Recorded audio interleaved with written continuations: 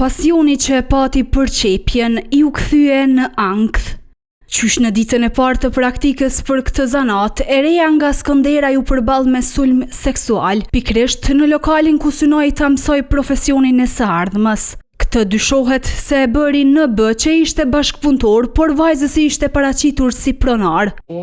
Kishte po bisedoj me një tjetër punëtore, edhe ma ka qit dorën në krah, u ngrej sikur më përqafu me zar, edhe e kum pas durt me gjelpan, se s'kum pas mundësi aden qysh më shmang, në mënyrë përpos që one e kum me trup temen jam një krah tjetër kum kthy për m'ju larguat. Atina. I dyshuari veprimet i bënte duke u paraqitur si 27 vjeçar e i pamartuar. Të njëjtat veç sa i shtonte. Të vtira ka marrë një gjelpon edhe vazhdimisht filloi njerë ka pisa e supit të më thirr, edhe i thash ama çaj ka bën, i thash ama mos më prek, edhe më boni me atë fjalin jo brebir kur gjo nuk jam të bë, edhe do më thonë u largu, okej, tani dikush e ka thirrë në telefon, u konë të folë në telefon edhe prap e ka përsërit rastin e njëjtë. Herën e fundit prap më ka thirrë, do me thonë ka pisa e kosheve mrapa. Siç rrëfeu e reja për televizionin, burri filloi ta prekte edhe fizikisht.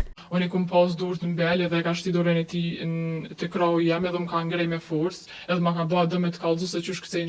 Madje ky nuk e la rehat as kur vajza shkoi në tualet. Vetëm tu më him banjo, sikur me deme kishe për hajgari, për në faktikisht unë e pash që ka dhe më banë edhe kum mbyll derën me forcë. Sa herë që e reja tentoi ta ndalte, nuk pati sukses. Edhe një thash lutna me dorë, thash mos më prek, edhe ja nisëm me kishta në smoj, tha pa të prek, ma bane. Atë e kontaktoi edhe virtualisht, më shumë se një herë. Masja kum bo blok aty në WhatsApp, ai prapë më ka kontaktu në Viber dhe më ka thirr, edhe më ka thonë me fjallë kështë që dushëm, të kam zemër, dashura jeme.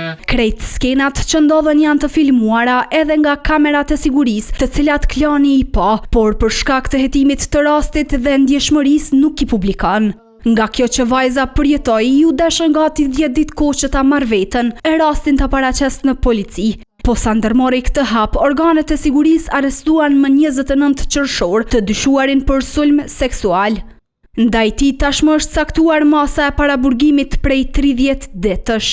Klani ka mësuar se pasi policia filloi hetimet, dolën edhe vajza të tjera të cilat deklaruan se janë ballafaquar me sulme të ngjashme nga i njëjti person.